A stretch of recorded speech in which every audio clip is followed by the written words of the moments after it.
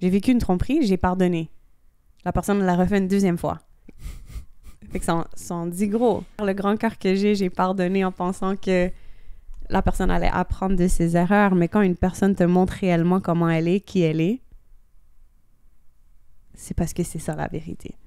Wow. Puis il faut pas retourner. Je l'ai fait une fois, j'ai appris. Donc si ça m'arrive dans le futur, non, quand ça n'arrive pas, je retourne pas, c'est sûr que je retourne pas. Comment vas-tu? Je me porte exceptionnellement bien, et toi?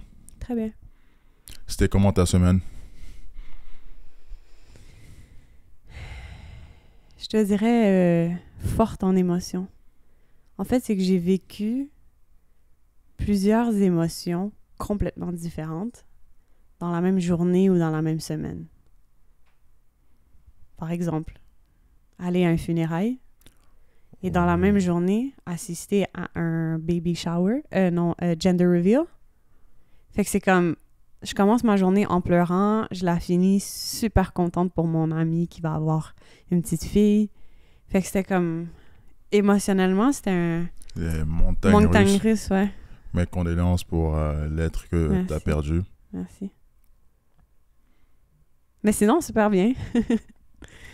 Quand tu vois le cycle de la vie, c'est-à-dire là, on a parlé de mort et de naissance. Mm-hmm. Tu te sens comment par rapport à ce cycle de la vie? Je te dirais que je trouve ça beau. Que ça soit la mort comme la naissance. Dépendamment de tes croyances, c'est sûr que ça peut varier. Mais pour moi, malgré que la mort, c'est triste, c'est normal d'être peiné quand on perd quelqu'un, je pense quand même que le processus au complet, c'est beau. Tout comme la naissance. Il y a une statistique qui m'étonne en fait depuis que j'ai commencé Parlons-nous. Le fait que 90% des gens qui regardent ces vidéos ne sont pas abonnés. Donc si tu apprécies le contenu que je fais, n'oublie pas de t'abonner. Tu penses quoi de la mort? Est-ce que tu as peur de mourir? J'ai pas peur de mourir. J'ai peur de la façon dont je vais mourir. Parce que on a déjà tous entendu des histoires un peu dramatiques de comment certaines personnes ont perdu la vie. So. Ce qui me fait peur, en fait, c'est de souffrir. Ah, je vois. T'as peur peut-être d'avoir des maladies qui vont te faire souffrir ou c'est plus par rapport à... Peu importe la façon. mourir d'un meurtre ou je sais pas quoi. Non, c'est peu importe la façon. Si je souffre, si tu te vois en train de mourir, par exemple, t'es en train de te noyer. Ça, c'est pas c'est plaisant. comme tu te sens... tu sais que tu vas mourir, là, t'en es conscient. Tandis que si tu te fais, je sais pas, tu te fais frapper par un autobus, puis tu mords sur l'impact, ça finit là, t'as rien senti. Ou les gens qui meurent dans leur sommeil. Ça, c'est comme la plus belle mort que tu pourrais avoir. Tu dors, puis tu meurs. Tu sais même pas. C'est beau! Mais de souffrir, c'est ça qui fait peur, mais c'est la vie. On contrôle pas. Wow. Dans le fond, ça fait partie de la beauté de la vie, dans le sens que tu sais pas, c'est quand la dernière journée. C'est ça qui peut te permettre aussi de vivre pleinement chaque journée, parce que tu sais jamais c'est quand ce sera la dernière journée. Exact. Est-ce que toi, t'as peur? J'ai pas peur de la mort dans le sens que j'essaie de vivre à mon plein potentiel en faisant des choses, en me dépassant chaque jour. Donc, si j'aurais pas de regrets, dans le sens que c'est ça le but, dans le fond, de partir en n'ayant pas de regrets, en faisant tout ce que je voulais vraiment faire. Donc, si tu pars en n'ayant pas de regrets, ben, t'as accompli ce qu'il fallait faire. Mais ça te fait pas peur de ne pas savoir comment tu vas mourir? Oh, je me préoccupe pas de ça, là. Comme ça va arriver, comment ça va arriver, ça me dérange pas de comment ça va arriver. Pourquoi je perdrais mon temps à me concentrer sur quelque chose que je n'ai pas de contrôle dessus? J'ai pas de contrôle sur cette manière-là, donc j'ai pas besoin de penser à ça. Pourquoi t'en faire? C'est ça, ça te crée des soucis inutiles, en fait. T'as parlé, influer un peu le fait de maladie. Et quand on discutait tantôt, tu m'avais expliqué que tu avais une maladie. C'était laquelle? C'est une maladie intestinale qui s'appelle colite ulcéreuse. C'est quoi le colite ulcéreuse? C'est une maladie inflammatoire de l'intestin.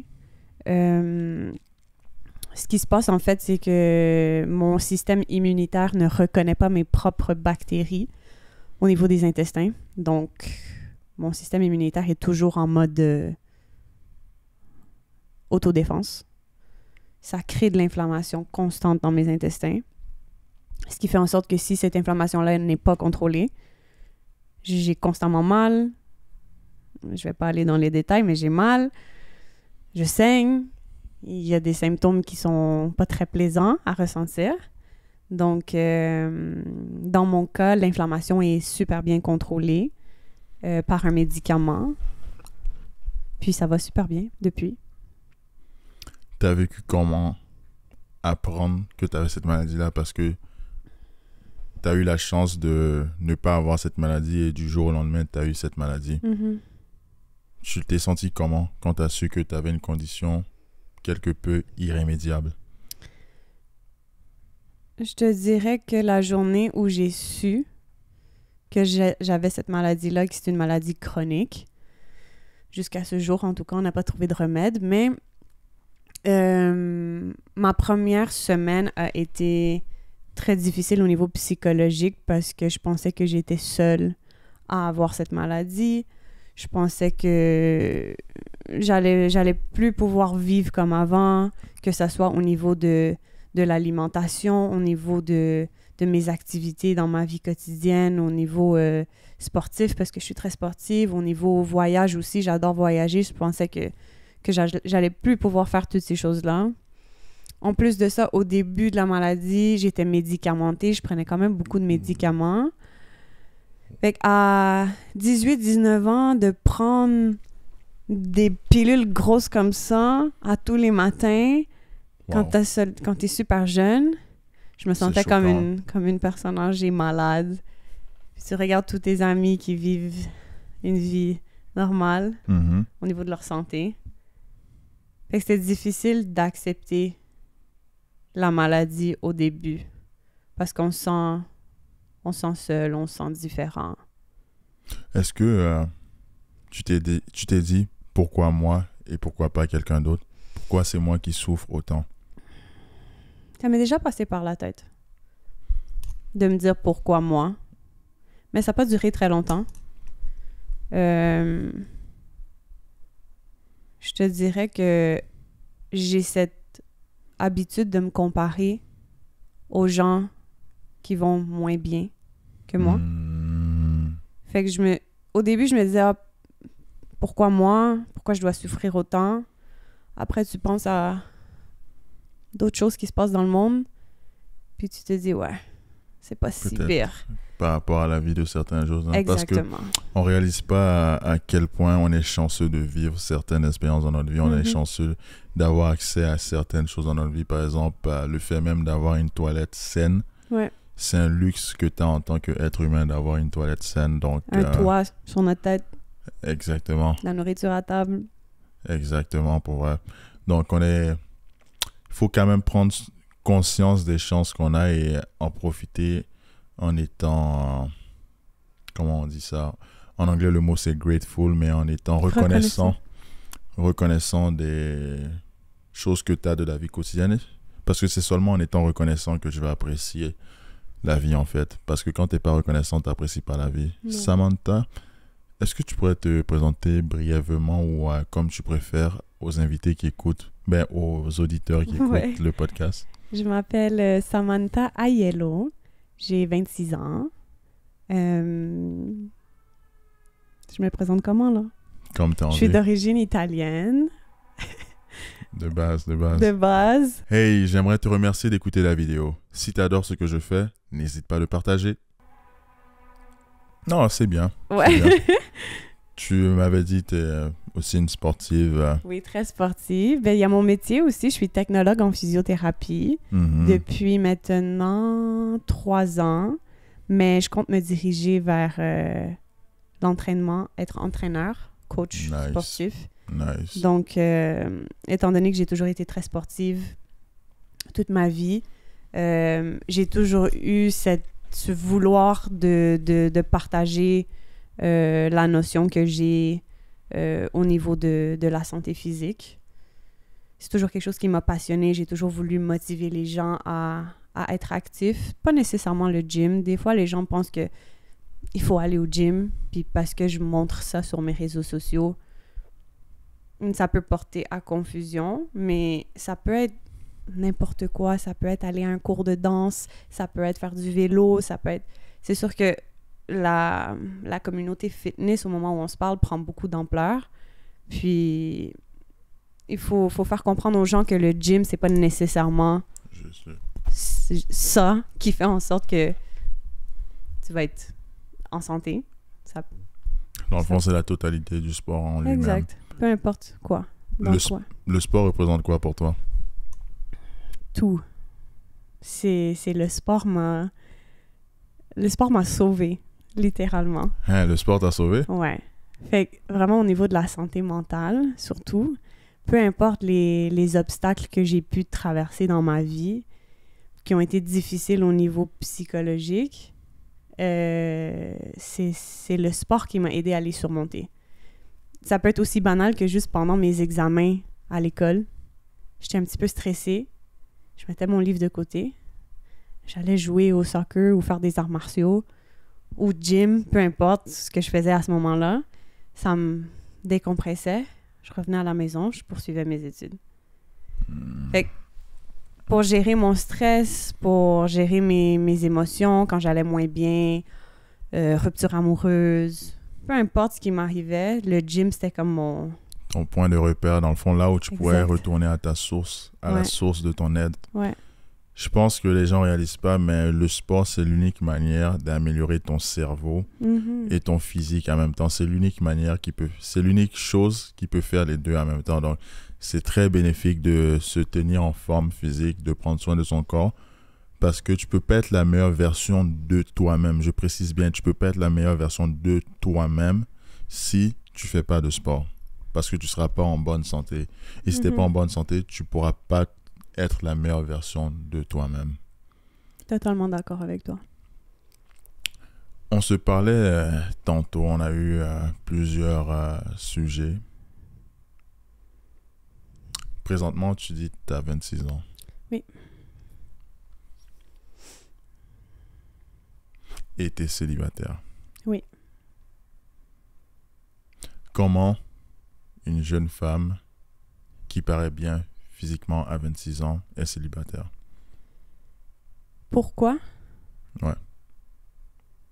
Je pense pas qu'il y a vraiment d'explication à ça, parce que je pense qu'il y a plein de belles femmes et de beaux hommes qui sont célibataires. Puis, je pense que tout le monde, à une période de leur vie, doit prendre le temps d'apprendre à se connaître, de se découvrir. Puis ça, c'est seulement en étant seul et à ton plus bas que tu vas réellement savoir qui t'es. Je pense que c'est important de le vivre, et je suis dans cette phase-là au moment où on se parle, parce que j'ai été en couple littéralement toute ma vie. À 14 ans, ma relation a duré 7 ans. Donc de 14 à 21 ans, c'était mon premier amour. Fait que déjà 7 ans de ma vie en couple. Ensuite de ça, 1 an célibataire. Je me suis remis en couple pour 3 ans environ. Quelque chose comme ça. Fait que là, depuis que cette relation-là s'est terminée, là, c'est vraiment mon moment à moi de prendre le temps de prendre soin de moi. Puis de comprendre un peu les raisons pour lesquelles je suis comme je suis. Je sais pas si tu comprends ce que je veux dire. Je comprends ce que tu veux dire. Est-ce que tu te connais présentement? Je me suis toujours connue. Une chose que je suis vraiment reconnaissante, c'est de ne pas m'être perdue dans mes relations. Je pense que il y a beaucoup de personnes qui ont tendance à se perdre quand ils se mettent en couple. Ils vont vraiment tout focusser sur leur partenaire, puis c'est comme si plus rien d'autre existe, leurs intérêts, leurs amis, la famille. Puis je pense que ça arrive à beaucoup de personnes. Pour ma part, c'est quelque chose à laquelle j'ai jamais renoncé. En couple ou pas, j'ai toujours pratiqué mes sports. J'ai toujours gardé mes relations avec mes amis et ma famille. Parce que pour moi, c'est l'ensemble de tout qui me comblait.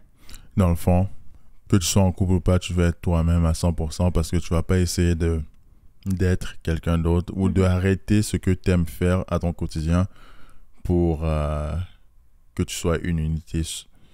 Ben, pour que tu sois seul avec ton copain en permanence. Dans le fond, tu veux garder ta vie même si tu es en couple. Exact. Je pense que c'est très important d'avoir ce côté-là, cette indépendance un peu.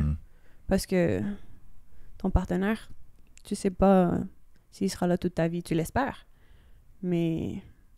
tu ne sais jamais. On sait jamais, puis c'est quand même important d'avoir chacun notre vie. Je crois pas trop au fait de quand deux personnes se rencontrent, on est un. Je pense que on est un tout seul, puis quand on est ensemble, on est une équipe. OK. C'est une belle perspective et une belle philosophie. Mais il y a certains qui pourraient avoir l'argument, peut-être que tu crois pas à ça, peut-être parce que tu n'as jamais été réellement amoureuse. Non, je pense que je l'ai été. Mais je pense que c'est quand même important de prendre en considération qu'on est deux individus. Puis que quand on s'unit, je peux pas dire on se complète, parce que j'ai pas besoin d'une personne pour me compléter. En amour ou pas en amour. C'est vraiment quand on s'unit, c'est comme juste la combinaison parfaite, le duo parfait. Comme le yin et le yang. Non, le yin et le yang se complètent pour faire le cercle. Mais il y a une partie, il y a le point noir et le point blanc dans chaque partie qui les unit. Ouais, on pourrait le voir comme ça. Moi, je pense que c'est plus une complétion dans le sens que, ouais, vous êtes unis, mais vous complétez, vous êtes plus heureux. Pas plus heureux ensemble, mais quand même, il y a quand même plus de joie ensemble que quand tu n'as pas ta personne. Parce que vous vous complétez justement. Toi, tu as des faiblesses, lui, il va te compléter parce que c'est ses forces. Lui, il a des faiblesses, toi, tu vas le compléter parce que c'est tes forces à toi.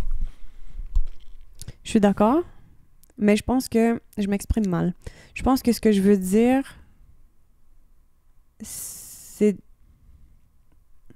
ne pas laisser cette personne te compléter trop. Parce qu'une fois qu'elle s'en va, t'es laissé à toi-même, puis là, c'est quoi? Il te manque une moitié, puis tu fais quoi? Ouais, je vois exactement ce que tu veux dire. Parce que t'as pas envie de devenir dépendante à une personne. Est-ce que tu as déjà été dépendante à une personne? Aucunement. À part mes parents, parce que j'avais pas le choix quand j'étais un enfant. Mais au niveau amoureux, non. Non. Je sais que par les conversations qu'on a eues et tout, tu as eu des histoires, une histoire amoureuse rocambolex. J'ai oublié les mots. Et moi, j'abuse de mots. Bon, ok, vous connaissez bien comment on prononce. Est-ce que tu crois toujours à l'amour, malgré avoir vécu des épreuves comme ça? Tout à fait. Je pense que malgré les relations un peu toxiques ou négatives, ou juste toute relation qu'on peut vivre, que ce soit amicale ou amoureuse, qui nous font du mal, je vais jamais laisser ces situations-là changer ma façon de voir l'amour ou de croire en l'amour. Je pense qu'on est tous destinés à vivre des choses dans notre vie, positives comme négatives. Puis je pense que pour les choses négatives, quand on les vit, dans le moment, oui, ça fait mal, puis on comprend pas trop pourquoi on les vit. Mais une fois qu'on commence le processus de guérison, on commence à comprendre un peu pourquoi on devait vivre la situation qu'on a vécue. Puis à ce jour, j'en suis reconnaissante d'avoir vécu ces choses-là. Parce que sans avoir vécu ces choses-là négatives, je serais jamais devenue la personne que je suis aujourd'hui, avec la mentalité que j'ai aujourd'hui. Ça m'a permis de voir les choses d'une autre façon et d'éviter de répéter les choses négatives. dans mes prochaines relations amicales ou amoureuses.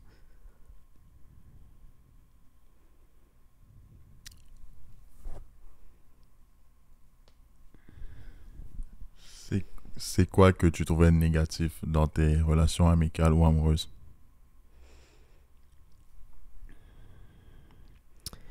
Pour ma part, je pense que quand t'es quelqu'un avec un grand cœur, souvent on se fait utiliser, malheureusement. Tu t'es fait utiliser? Utiliser, manipuler. Parce que je trouve que c'est un terme que parfois certaines gens ont tendance à employer. Je me suis fait utiliser par telle personne ou ça. Mm-hmm. Mais est-ce que tu te sens que dans le plus profond de ton être, tu t'es vraiment fait utiliser? Ouais. Ça ressemble à quoi l'utilisation? Ça dépend à quel niveau. Pour ma part, je pense que j'ai été utilisée au niveau psychologique, au niveau financier. Donc, c'est des manières différentes d'utiliser quelqu'un à son avantage. Utiliser quelqu'un, c'est toujours à ton avantage, donc... Je crois fortement que je me suis fait utiliser au niveau psychologique et financier. Tu t'es fait utiliser psychologiquement? Ouais, donc... quand une personne réussit à rentrer dans ta tête pour te manipuler, parce qu'il y a des techniques de manipulation, puis je pense que quand t'es pas capable quand t'es pas rendu à un point dans ta vie où t'es capable de cerner la manipulation, ben, tu te fais avoir puis tu le réalises pas. Il y a certaines personnes qui vont réussir à te manipuler pour que tu fasses des choses pour eux. Que ça soit de te faire sentir mal pour certaines choses, que ça soit de te faire sentir même joyeuse. Tu vas tellement être contente que tu vas tout faire pour la personne. Ou des fois, ils vont te faire sentir mal, puis tu vas dire « Oh non, je m'excuse, puis je vais faire ça pour toi. » Ça, c'est de l'utilisation psychologique, là, avec un mélange de manipulation aussi.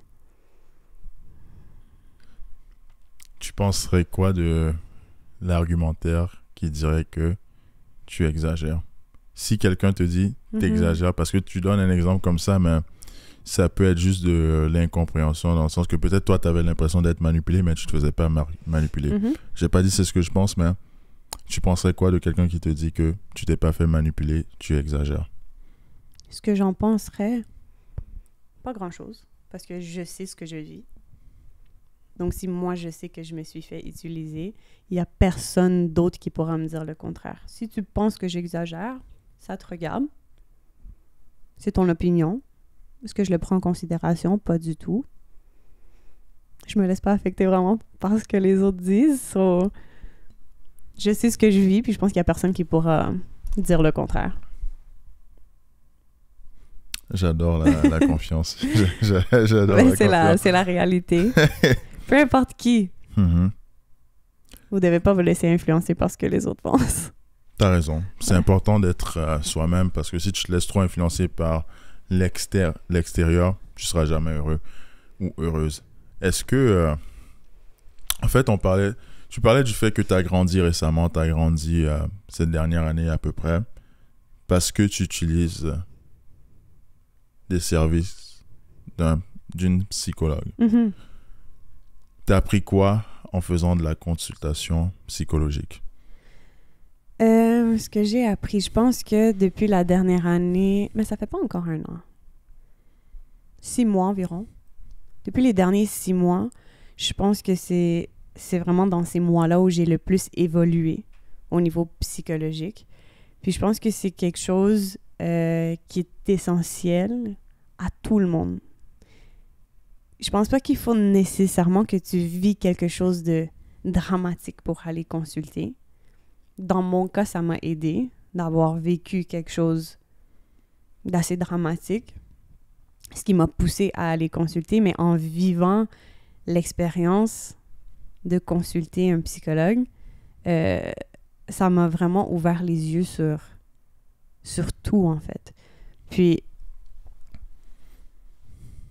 la raison pour laquelle je pense que c'est essentiel, c'est que en consultant la psychologue, elle va creuser dans ton enfance. Pour ma part, c'est ce qui s'est passé. Je pense que la majorité des psychologues fonctionnent plus ou moins de la même façon, mais je pense que c'est important pour tout le monde de comprendre comment on a grandi, comment on a vécu, par qui on a été élevé, comment on s'est fait parler, comment on s'est fait...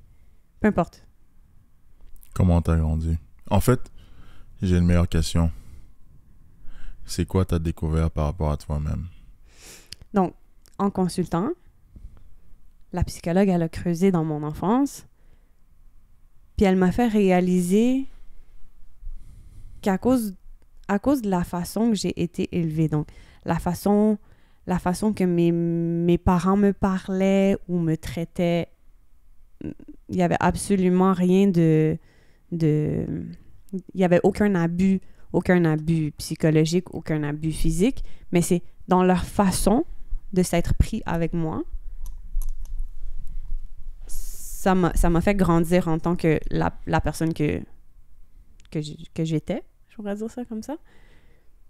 Puis ça l'explique un peu tes comportements, puis ta façon d'agir. Ça part tout de ton enfance, parce qu'en tant qu'enfant, on est une éponge, on absorbe tout. Ça m'a permis de comprendre que la manière dont mes parents agissaient avec moi, ça s'est transmis sur moi et je les transmets sur les autres. Donc... Comment tu l'as transmis sur les autres? La façon dont c'est transmis sur moi, c'est que mes parents m'ont toujours fait comprendre que c'est important, les valeurs de l'amour, la loyauté, le respect, tout ça. Donc, pour moi, je prenais vraiment ça au sérieux. Et encore à ce jour. Mais c'était tellement fort chez moi que malgré les choses négatives qui pourraient se passer dans ma famille, que ça soit qu'on chicane ou qu'on s'insulte ou qu'on... On finissait toujours par se pardonner. Parce que l'amour de la famille était là. Puis c'est même si on chicane, puis on se crie dessus, puis on s'insulte, c'est pas grave. On ferme le livre, puis on se donne un câlin, puis je t'aime, puis à demain. On finissait jamais les choses en mauvais termes. Fait qu'ayant grandi avec cette mentalité-là, sans m'en rendre compte, dans mes relations amoureuses, quand ça allait pas bien, mais je faisais tout pour régler ça. C'est comme non, c'est pas grave. On va régler, puis on passe à d'autres choses. Mais en fait, il n'y avait pas la notion de régler. C'était juste, on finissait de se chicaner, on prenait pas le temps de régler la situation parce que moi, j'ai pas appris ça dans mon enfance. On ferme le livre, on se donne un câlin, un bisou, je t'aime, c'est pas grave, je m'excuse, on passe à d'autres choses. Fait que le problème restait toujours. Fait que ça pouvait aller à des extrêmes, même de se faire tromper. Tu pardonnes. Tu pardonnes parce que c'est comme non. Peu importe ce qui nous arrive, on passe au travers de tout, puis c'est important de rester ensemble. Puis c'est complètement contradictoire à mes valeurs. La loyauté, le respect, je pouvais me faire manquer de respect, me faire tromper. Mais la manière dont les choses m'ont été transmises, je l'ai projeté d'une façon complètement différente sur mes amitiés ou mes relations. Fait que peu importe les trahisons, les mensonges, les mauvaises choses que je me suis fait faire, c'est comme j'avais tellement un grand cœur, puis pour moi, c'est pas grave. On passe par-dessus. Parce que moi, mes parents m'ont appris qu'avec la famille, peu importe ce qui arrive, on reste unis, puis il n'y a rien qui va nous séparer. Fait que j'ai juste appliqué ça, mais dans les mauvaises situations. Wow. Fait que c'est pour ça que je pense que c'est important de consulter à savoir pourquoi j'ai trompé, pourquoi j'ai pardonné une infidélité, pourquoi j'ai accepté qu'on me fasse du mal. Puis je suis restée là comme si de rien n'était. Fait que de comprendre d'où ça vient pour être en mesure de le changer, je pense que c'est la chose qui m'a... J'ai vu des étoiles, là, j'ai dit « Wow ». Comme j'ai vraiment su qui j'étais, d'où je venais, pourquoi j'agis de telle façon. Puis c'est seulement en étant consciente de ça que tu peux changer pour le mieux, devenir la meilleure version de toi-même. C'est remarquable comment tu as pu faire ces réalisations-là en faisant de la consultation psychologique, en fait, parce que elle t'a permis de creuser dans le plus profond de toi-même. Mm-hmm. Pour pouvoir être une personne qui s'accepte à part entière présentement, pour pouvoir être une personne qui sait poser ses limites maintenant. Tout à fait. Est-ce que tu trouves que on a profité de toi par le passé, on a profité de ta générosité dans tes relations précédentes. Est-ce que tu trouves qu'on a profité de ta générosité et que tu as été particulièrement blessé par les gens? Ouais, plusieurs fois. Que ce soit en amitié ou en amour, je pense que on vit pas dans un monde parfait. Je pense qu'il va toujours avoir des personnes bien, des personnes mauvaises. Puis c'est vraiment grâce à ces expériences-là que maintenant, je pense que j'ai plus de facilité à reconnaître ces personnes-là. Fait que j'en suis vraiment reconnaissante, malgré tout le mal que ça a pu m'apporter. Et je devais le vivre. Je devais le vivre pour voir c'est quoi. C'est arrivé plusieurs fois. Puis c'est pas parce que ces choses-là me sont arrivées que je vais changer non plus ma façon d'être. Je vais toujours rester la même Samantha avec un grand cœur. Mais je vais avoir plus de facilité à cerner les red flags, comme on dit. Puis comme je t'ai déjà dit, même si le drapeau est jaune, orange, je ferme la porte. Parce que ça s'en va vers le rouge. Il faut que le drapeau soit vert et c'est tout. Puis c'est vraiment juste grâce à ces expériences-là que j'ai pu faire la différence entre ces personnes-là. Est-ce que tu penses que, en fait, les femmes ont plus tendance à pardonner l'impardonnable aux hommes? Si les femmes ont plus de facilité à pardonner l'impardonnable que les hommes? Mm-hmm. Bonne question. Dans leur relation amoureuse, est-ce que tu trouves que les femmes parfois acceptent l'inacceptable de la part de leur homme? Pourtant, un homme, peut-être parfois, il va être juste plus ferme, il va dire ouais. J'accepte pas cette foutaise. Je pense que c'est ce qu'on entend. Mm-hmm. Pour ma part, je l'ai vécu. J'ai déjà pardonné l'impardonnable. Pourquoi est-ce que les femmes font plus ça? Non, j'ai dit, est-ce que tu penses? Ah. Ça veut pas dire que... Est-ce que tu penses que les femmes font plus ça? Mais de ce que j'entends, je pense que les femmes ont plus tendance à pardonner l'impardonnable. De ce que j'entends, de ce que je sais, de ce que j'ai vécu. Pourquoi tu penses ça? Pourquoi tu penses que les femmes... Pourquoi les femmes ont tendance à pardonner l'impardonnable, à ton avis? Je pense qu'on s'attache à beaucoup de choses. Pour ma part, j'avais cette vision de vouloir de me marier, fonder une famille, puis quand la personne avait quitté, fait en sorte que tu t'accroches encore plus à cette idée-là. C'est comme si une tromperie, par exemple, tu la minimises comparativement au but ultime que tu as de fonder une famille puis de marier avec la personne. Je pense qu'on s'attache vraiment à beaucoup plus de choses. On est beaucoup plus émotionnel aussi. Tandis qu'un homme, ben, il a sa fierté. Par exemple, si on parle de tromperie, parce que c'est de ça qu'on parle, un homme va se faire tromper, puis il a ses amis, il a sa famille et tout. Il dit, non, moi, tu me trompes, puis j'ai trop de fierté pour retourner avec toi. Je pense que ça ressemble à ça. Tu trouves que c'est la fierté de ne pas retourner avec quelqu'un qui t'a trompé? Mm-hmm. Chez l'homme. Ah ouais? Ouais. Ben, je te parle tu trouves pas que c'est du self-respect? Non. Dans le sens que tu te respectes toi-même, donc pourquoi tu donnerais une chance à quelqu'un qui s'est fichu de ta gueule? Non, parce que j'ai toujours eu beaucoup de respect envers moi-même. Mm-hmm. La raison pour laquelle j'ai pardonné, c'est pas parce que j'avais pas de respect envers moi-même, c'était par rapport à d'autres facteurs. Fait que pour l'homme, de ce que j'ai déjà vu, des gens que j'ai connus, que j'ai côtoyés, les hommes que je connais qui se sont fait tromper, ça parlait plus de fierté. Moi, si je me fais tromper, je retourne pas là.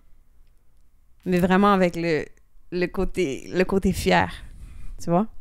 Mais toi, est-ce que tu retournerais si quelqu'un te trompe? Disons que t'as ton mari, vous avez 2 enfants, ça fait 5 ans que vous êtes ensemble, t'apprends qu'il t'a trompé une fois avec sa collègue de travail, tu réagis comment? Et je m'en vais. Je l'ai vécu là déjà.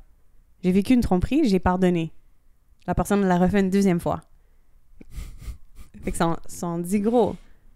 Tu te dis, OK, à mon grand cœur, le grand cœur que j'ai pardonné en pensant que la personne allait apprendre de ses erreurs. Mais quand une personne te montre réellement comment elle est, qui elle est,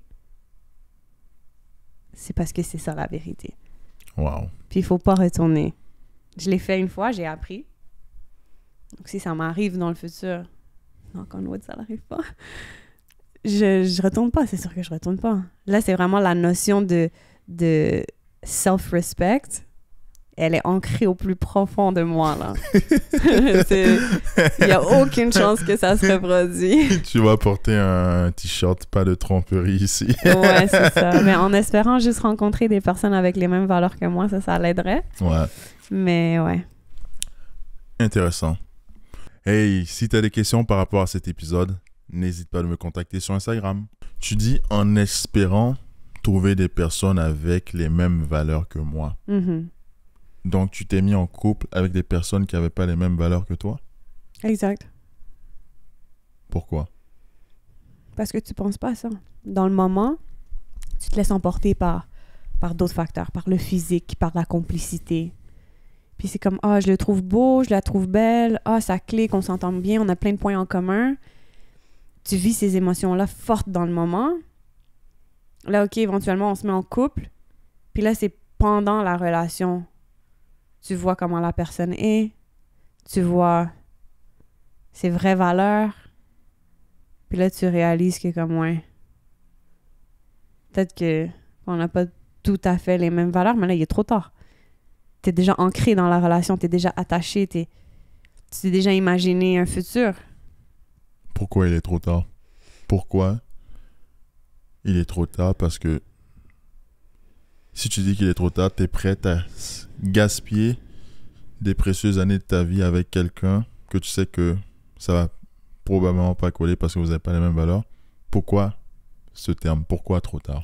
Mais il est trop tard pour les personnes qui n'ont pas la force mentale de partir. Tu ne l'avais pas? Non. Ça m'a pris du temps avant de la développer. Puis de réaliser que, OK, on n'a pas du tout les mêmes valeurs.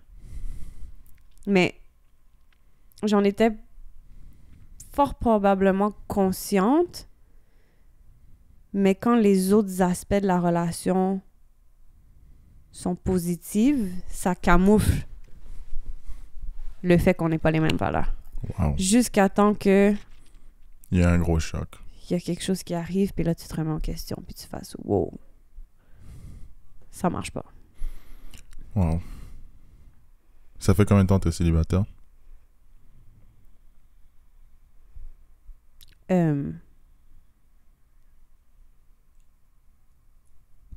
7 mois? OK. 7 mois. Je pense. Environ. Donc, là, tu as 26 ans et célibataire. Disons, on se projette 4 années plus tard. Tu as 30 ans. Mm-hmm. Ta vie parfaite devrait ressembler à quoi? À 30 ans. Vie parfaite.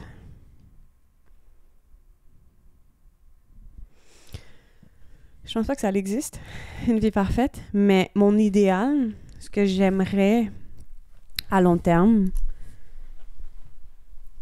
ça serait de fonder une famille. Ça, c'est comme numéro 1 pour moi. C'est sûr que pour fonder ma famille, je dois trouver ma personne.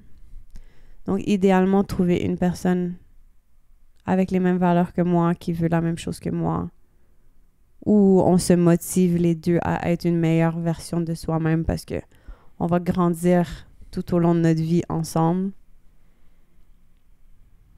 Fait quoi? Ça ressemble à ça? Que je sois heureuse, en santé, entourée de gens que j'aime.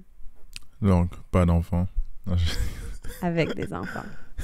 Malgré les difficultés que ça peut apporter, je pense que c'est la plus belle chose qui peut t'arriver. Tu vas avoir combien d'enfants? Bon, là j'ai 26 ans. On a une horloge biologique, nous les femmes. Uh-huh. Donc, idéalement, 4. Oh, tu vas avoir 4 enfants. J'aimerais bien. Mais on verra. C'est un gros chiffre, hein? C'est ce que j'ai toujours voulu. Uh-huh. J'ai grandi dans une grande famille. J'ai juste un frère, mais avec tous mes cousins, on était toujours très unis. Je suis habituée d'être entourée de beaucoup de personnes. Fait que j'ai toujours voulu avoir une grande famille, moi-même. Puis ouais, c'est toujours été quelque chose que j'ai voulu. J'adore ça. C'est de beaux objectifs que tu as, c'est-à-dire bâtir une famille, trouver un partenaire et t'accomplir en tant qu'être humain. C'est vraiment magnifique, en fond. Tu penses pas au truc matériel, mais tu penses plus au truc spirituelle et psychologique, c'est-à-dire que tu comprends que la vie, c'est pas le matériel qui est important, mais c'est les expériences que tu partages avec les autres qui sont importantes. Ouais. Donc, j'apprécie que tu es une personne comme ça qui est plus concentrée sur le monde des émotions et de la spiritualité, l'amélioration de son cerveau, comme on disait tantôt. Ouais. Donc, parce que c'est l'unique chose qui différencie l'excellence de la médiocrité, la normalité de l'exception, l'amélioration constante, quotidienne. Est-ce que tu dirais que, en fait, j'aimerais poser une question qui est un peu inverse à ce que je t'ai posé, mais si la toi de 20 ans te regardait et réagit... À chaque épisode, je fais ça. Je rote dans le micro, mais si la toi de 20 ans te regardait, elle penserait quoi de toi? Elle serait extrêmement fière. Vraiment fière. De 20 ans, ça fait juste 6 ans, là. Mm-hmm. Ben, c'est quand même beaucoup. Mais elle serait vraiment, vraiment fière de moi. Elle serait fière de quoi? De ce que j'ai accompli, de ce que j'ai vécu et comment je m'en suis sortie. De la personne que je suis devenue, tout simplement. Ouais. Puis j'ai pas encore atteint mon but ultime ou mes buts ultimes, les objectifs que j'ai dans la vie, mais ça reste que quand même depuis les 6 dernières années, ce que j'ai accompli, j'en suis fière. Et la Samantha de 20 ans serait vraiment fière aussi. Let's go. Ouais. C'est toujours important de progresser en fond dans la vie, dans le sens que progresser sur plusieurs aspects. Je suis content que tu trouves que tu as progressé et que tu fais des choses qui t'impressionnent présentement dans ta vie de chaque jour. Tu as vécu vraiment des hauts et des bas sur le point des relations avec les autres, que ce soit en amitié ou en amour. Est-ce que tu crois à l'amitié entre hommes et femmes? Est-ce que je peux dire oui et non? C'est comme tu préfères. Oui et non. Je considère que j'ai des amis gars, mais dans ma tête à moi, c'est mes amis. Mais je sais pas réellement ce qui se passe dans leur tête à eux. Dans le sens où, moi, je sais dans ma tête à moi que je suis pas attirée physiquement, mais qu'on s'entend bien. Donc, du moment où on s'entend bien, je suis pas attirée physiquement, je considère ça comme un ami. Mais si de l'autre côté, c'est pas la même chose, mais moi, je sais pas.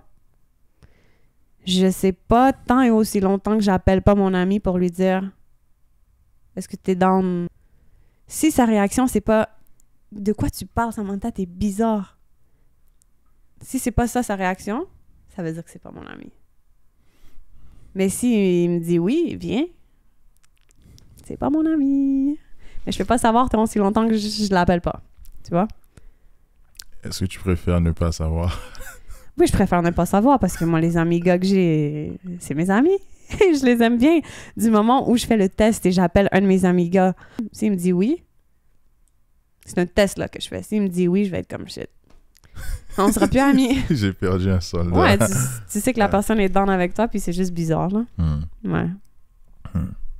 So, j'y crois si les deux personnes sont pas attirées l'une envers l'autre. Ouais, parce que c'est quand même c'est un sujet quand même controversé dans le sens que il y a plein de gens qui y croient, il y a plein de gens qui y croient pas et j'ai l'impression que beaucoup de gens minimisent ça, c'est-à-dire qu'ils prennent pas ça au sérieux dans le sens que parfois ils disent que des gens qui sont pas réellement leurs amis le sont et ils savent bien dans le fin fond de leur cœur que cette personne n'est pas leur ami. Est-ce que tu accepterais que ton copain ou ton futur mari ait une excellente amie femme? Mais si je crois pas vraiment à l'amitié femme-homme, je vais trouver ça bizarre que mon futur mari ait une Meilleure amie, femme. Je vais me poser vraiment beaucoup de questions. Tu vas te poser beaucoup de questions? Mais en fait, je vais lui poser beaucoup de questions. À savoir, elle vient d'où? Qu'est-ce que vous avez vécu? Pourquoi c'est ton amie? Parce que c'est facile de juste dire comme non, moi je crois pas en l'amitié femme-homme, puis dire à mon futur mari, elle prend la porte parce que maintenant moi je suis là. Mais ça reste que je pense que la meilleure amie de mon futur mari, ça va être moi. Mon mari, c'est censé être mon meilleur ami et moi, je suis censée être sa meilleure amie. C'est comme ça que je perçois les choses. Donc, ça va nécessiter quelques investigations, mais je vais trouver ça bizarre. Hey, si le message qu'on partage aujourd'hui est quelque chose qui te touche particulièrement, ça me fait chaud au cœur. J'apprécierais aussi que tu partages ça à quelqu'un que tu penses que ça va toucher. Ouais. Ouais, t'as une opinion respectable dans le sens que t'es libre de croire à l'amitié homme-femme ou t'es libre de ne pas y croire. Peu importe tes croyances, dans le fond, que si ton ou ta partenaire est d'accord avec ce que tu dis, donc peu importe, ça, au moins dans votre couple, ça fonctionne. L'idéal, c'est qu'on ait la même mentalité. Comme ça, il n'y a pas de problème. Exactement. Voilà pourquoi il faut faire un bon choix. Il faut travailler beaucoup pour trouver la bonne personne. Mais j'ai senti un petit fond de jalousie quand tu disais un peu que tu vas poser des questions que tu crois pas vraiment à ça et tout. Est-ce que tu es une femme jalouse? Je pense que la jalousie, c'est important de la ressentir à un certain niveau. Je pense que c'est normal. Quand tu aimes quelqu'un, d'être affecté un peu par certaines situations-là, mais vraiment considérée comme une femme jalouse, en autant que la personne respecte le territoire, dans le sens où tu sais que mon homme, il est en couple avec moi. Si tu commences à faire des affaires bizarres alentour, c'est sûr je vais step.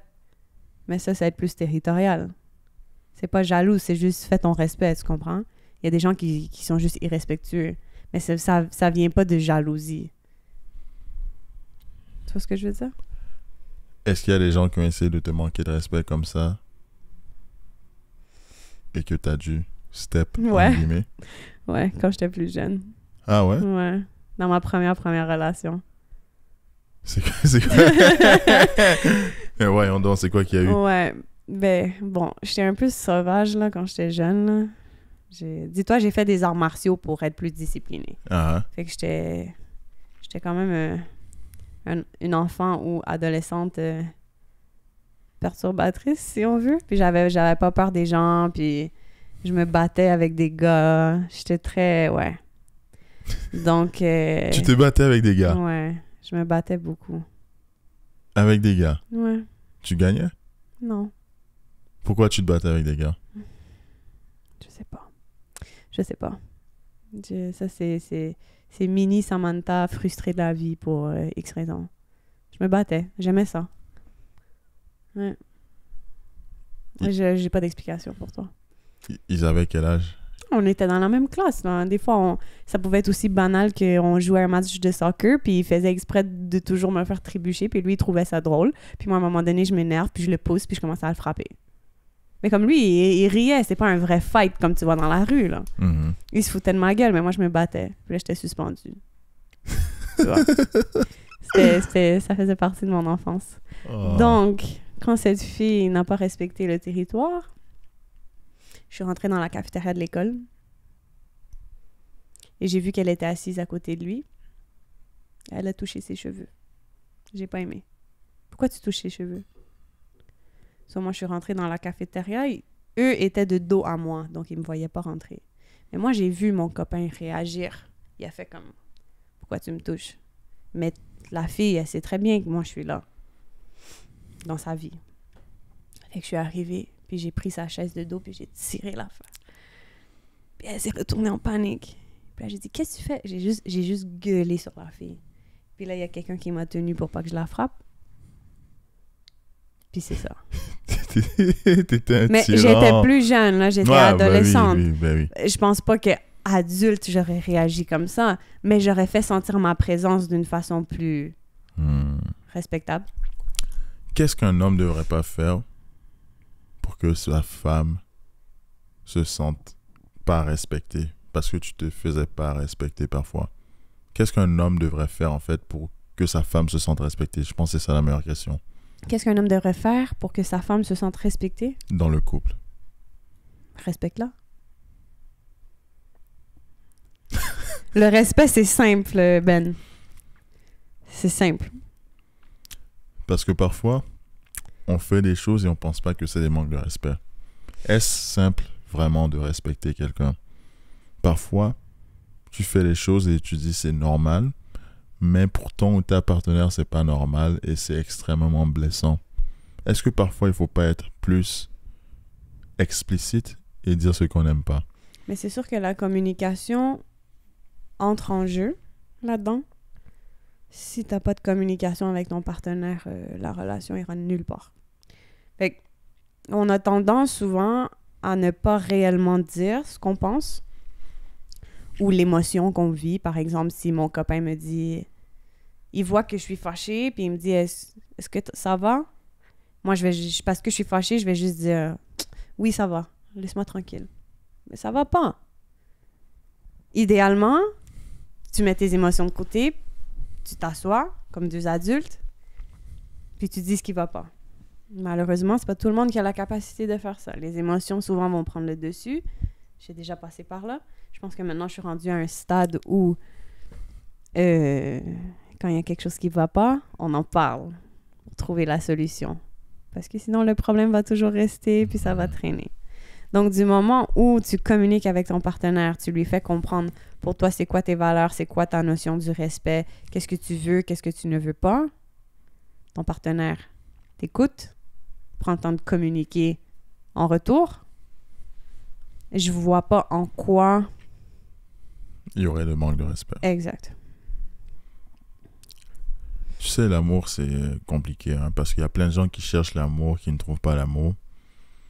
Il y a plein de gens qui ont l'amour, mais ils n'aiment pas leur partenaire. Est-ce que tu as espoir de trouver, au plus sincère, au plus profond de toi, un homme avec lequel tu vas vraiment terminer le reste de ta vie? Un seul homme. Mm-hmm. J'y crois. J'y crois, j'ai espoir. Je pense que ça existe. Je pense que ça existe surtout parce que j'en suis témoin autour de moi, que ça soit avec des membres de ma famille, des amis. Je vois leur relation. Je vois leur relation se développer au fil des années. Je vois que ça dure. Je vois qu'ils sont... complices. Ouais. Et qu'ils sont comblés, qu'ils sont amoureux. Le fait d'en être témoin. Ça te permet de garder espoir et savoir que ça va arriver aussi à ton tour. Ouais. Là, on est en 2024. Mm-hmm. On est dans un contexte sociétal compliqué. Est-ce que tu dirais que le fait d'avoir 26 ans présentement, tu as encore le temps d'accomplir tous tes rêves? En fait, c'est ça la question. Est-ce que tu penses que tu pourras accomplir tes rêves? Que ce soit sur le plan familial ou carrière. Mm-hmm. Je pense qu'on a tout le temps du monde pour y arriver. Je pense pas qu'il y a de règle qui dit que à partir de cet âge-là, tu devrais déjà avoir ta carrière, ton mari, tes enfants, peu importe ce que tu veux dans la vie. Je pense pas qu'il y a de timeline. Je pense que la société nous met la pression. Il faut en sorte qu'on se mette nous-mêmes la pression. Moi, j'en ai été victime. Que je pensais qu'à 25 ans, j'allais déjà être mariée avec un enfant. Ma carrière de rêve. Moi, je pensais que c'était ça la vie parce que c'est comme ça qu'on en parle. Mais il y a des gens qui ont leur premier enfant à 40 ans. Il y en a d'autres qui l'ont à 16. Il y en a qui se marient à 21. Il y en a d'autres qui se marient à 60. Au niveau de la carrière, pareil, il y a des gens qui deviennent successful à 70 ans. Il y en a d'autres à 30 ou à 15, peu importe la business que tu décides de faire. Fait que tout ça pour dire que je pense pas qu'il y a de timeline. Puis qu'on pour accomplir ses rêves. Exact. Je trouve ça intéressant le fait que tu as la perspective correcte de dire que chacun a son timing dans la vie. On peut pas devenir quelque chose si on n'est pas encore prêt. On peut pas envier les autres parce qu'ils ont eu ci ou ça. Peut-être ils ont eu ci ou ça, mais toi, tu auras 50 fois mieux dans le futur. Donc, il faut pas envier les autres, il faut être soi-même. Est-ce que tu aimerais accomplir quoi dans 1 an? Dans 1 an. Tu auras 27 ans dans 1 an. Tu te vois où dans 1 an? C'est quand même assez rapproché, hein? Mm-hmm.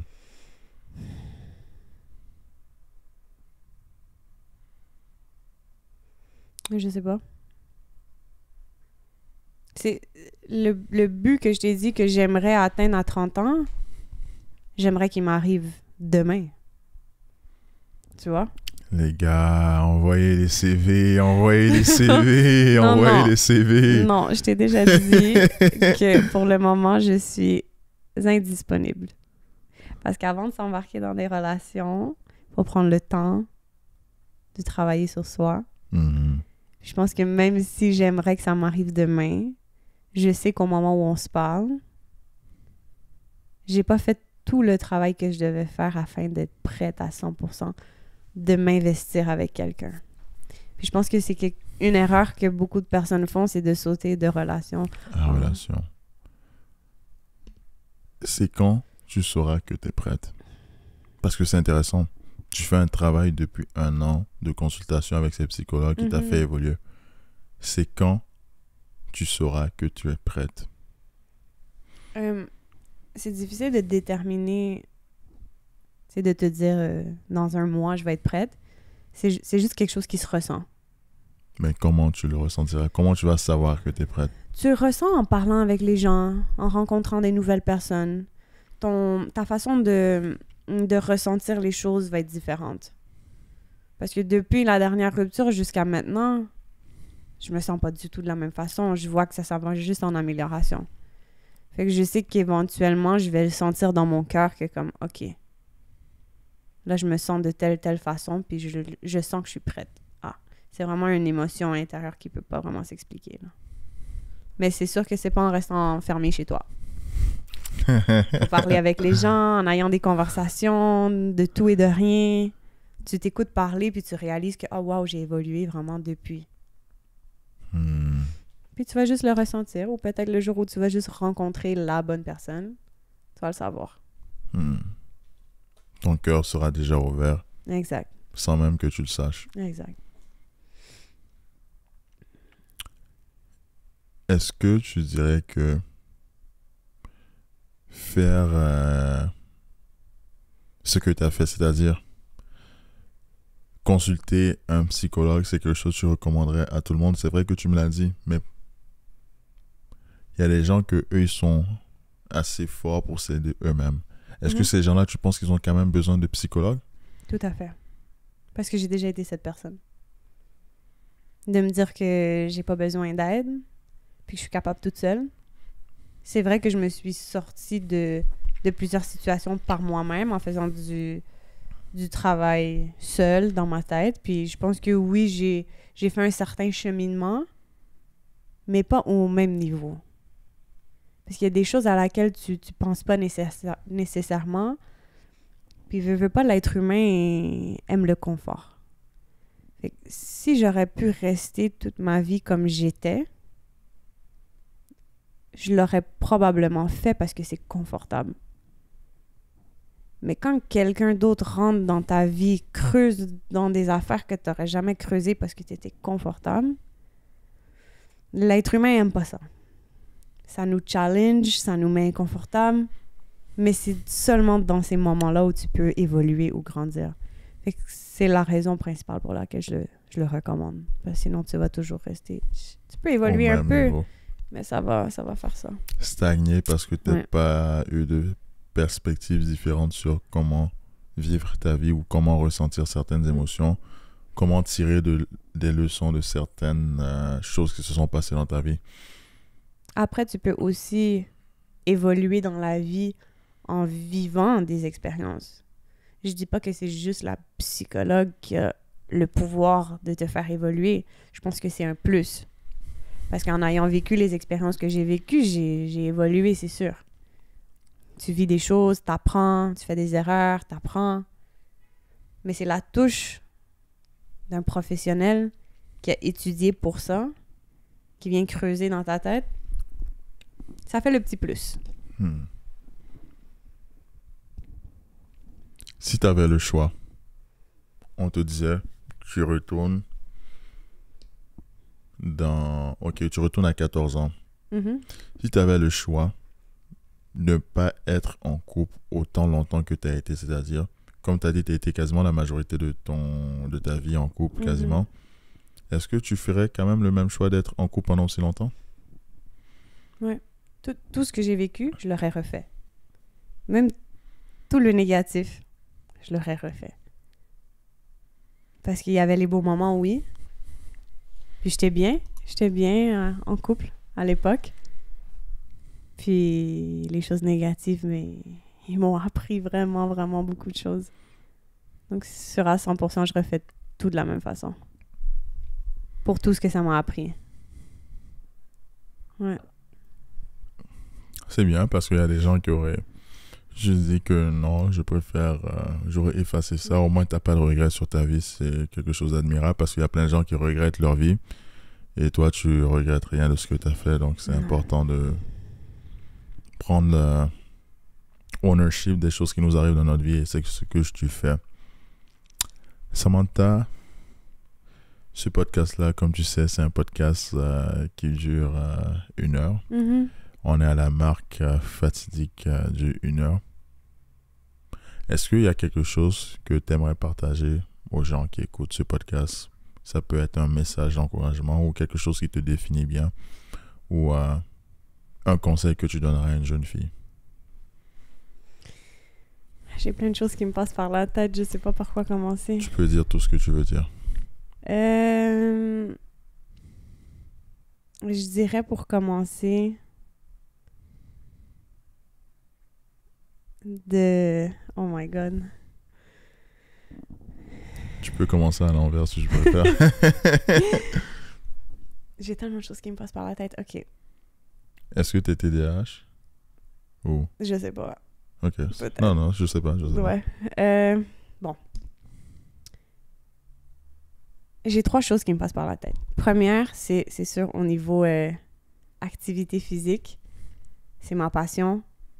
Mon but, c'est de motiver le plus de personnes possible à faire ce que je fais, de bouger, de s'activer pour tous les bienfaits que ça a sur nous physiquement et mentalement.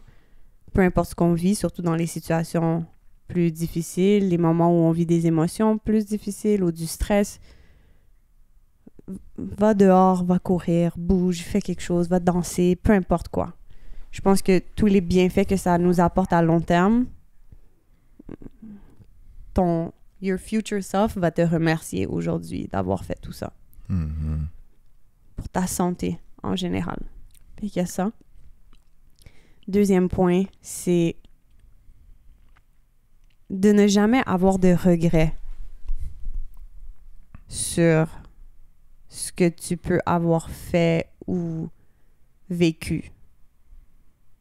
Et de toujours essayer d'aller chercher le positif dans la situation négative que tu as vécue. Parce que sans ces situations-là, tu n'aurais jamais rien appris ou vécu pour te faire évoluer en tant que personne. Toutes situations négatives que tu vis vont juste t'apprendre à éviter ça de 1 pour ton futur et de juste t'améliorer en tant que personne pour ne pas reproduire les mêmes erreurs. Est-ce que tu penses que les êtres humains sont méchants, sont mauvais? Parce qu'on dirait qu'on a quand même focus sur des mauvaises choses qui nous sont apportées aujourd'hui. Est-ce que l'être humain est méchant? Non. Je pense que tous les êtres humains ont un bon fond. Mais il y a quand même une bonne partie de la population qui se transforme. On va dire ça comme ça. Le bon fond, il prend un petit peu le bord. On va dire ça comme ça. Dans le sens où je pense qu'il y a beaucoup de bonnes personnes qui nous entourent. Tout autant qu'il y a de mauvaises personnes. Je pense qu'on vit dans une société assez individualiste. Les gens pensent juste à eux. Ils font tout pour que ça soit en leur avantage. Au détriment du bonheur des autres personnes, ouais. Wow. Je pense qu'on vit dans un monde où il y a un peu de tout. Je pense que dans le fond des personnes méchantes, il y a du bon. C'est juste qu'il y a ils préfèrent exposer le négatif, peut-être. Ouais, wow. Chacun vit des trucs dans leur vie qui font en sorte que qu'ils deviennent la personne qu'ils sont. Il y en a qui sont plus méchantes, il y en a qui sont plus gentilles. Mais je pense qu'il y a des deux. Toi, t'es quoi? Gentille. Un grand cœur, un bon cœur. J'ai déjà été méchante, don't get me wrong. Mais j'ai déjà fait du mal à certaines personnes. J'ai déjà trahi, j'ai déjà menti. Ça m'est arrivé. Je suis consciente que je suis pas parfaite. Je pense que l'important, c'est d'en avoir pris conscience. Puis de faire en sorte que ça se reproduit plus. Nice. C'est bien que tu aies pris cette conscience-là que... c'est important d'être gentil avec les gens. C'est important de prendre soin des gens et de respecter les gens que tu côtoies au plus haut niveau. Parce que quand tu fais pas ça, tu auras juste des ondes négatives sur toi et ta vie sera pas vraiment bien. Au lieu de vivre un paradis sur terre, tu vis l'enfer sur terre parce que personne t'aime, parce que tu es une personne médiocre qui prend pas soin des autres.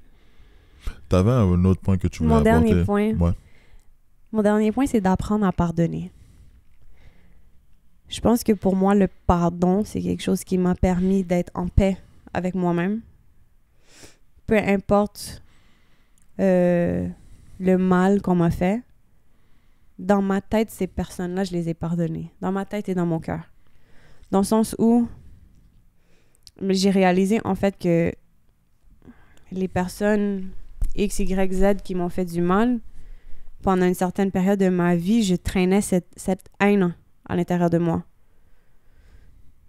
C'est normal de pas aimer la personne qui nous a fait du mal, mais de traîner cette haine envers nous-mêmes sur le long terme, tu réalises à quel point ça intoxique ta vie, littéralement. T'es malheureux juste parce que t'as la haine envers des gens. Fait que d'apprendre à pardonner les gens qui nous ont fait du mal, pour moi, le pardon, c'est pas, tu pardonnes pas la personne pour ce qu'elle a fait. Parce que je pense qu'il y a des choses qui sont impardonnables, mais tu pardonnes la personne pour toi. Tu fais la paix avec la situation. Tu te dis que la personne qui m'a fait du mal, elle va pas bien. Parce que les gens qui font du mal, c'est pas des gens qui sont bien. Tout ce que je peux faire, c'est me sentir mal pour eux. Je me sens mal parce que je sais que tu vas pas bien. Puis tu vas tellement pas bien que tu as pu me faire du mal. Après avoir été une aussi bonne personne dans ta vie, tu as été en mesure de me faire du mal. Je pense que ça me démontre encore plus à quel point toi, tu vas pas bien. Fait que de juste les laisser dans leur monde, de les pardonner pour toi, pour que toi, tu t'ailles mieux dans ta vie. Que tu évolues dans la vie. Tu vis ta vie juste avec une certaine paix d'esprit, que c'est comme... Dans le fond, tu deviens... Le fait de pardonner quelqu'un qui t'a fait du mal, ça te permet d'être serein. Et en étant serein, ta vie est améliorée parce que tu penses plus à des choses négatives et tu es concentré sur des choses positives qui te permettent d'avancer. Exact. C'était mon dernier point. Merci beaucoup, Samantha, pour vrai. Ça fait plaisir. C'était une conversation très agréable, enrichissante, sur le plan de apprendre à se connaître, dans le sens que faire le travail d'introspection nécessaire pour trouver des personnes, pour bâtir des relations adéquates dans la vie. Je pense que c'est ça que tu as appris aux gens aujourd'hui, c'est apprendre à imposer ses limites quand il faut les mettre. Apprendre à fouiller en soi pour voir c'est quoi les choses qui se sont passées dans notre enfance, qui influencent notre vie présentement, mais qui font que notre vie est, au lieu d'être un paradis, c'est un enfer actuellement. Mm-hmm. Et surtout, tu as un grand esprit dans le sens que tu es très mature et tu as l'air vraiment de savoir bien ce que tu veux. Donc, c'était très intéressant comme discussion, pour être franc. Et merci beaucoup à tous ceux qui ont écouté. Merci. N'oubliez pas, bien sûr, de vous abonner et de partager ça à votre famille. Et à la prochaine. Let's go.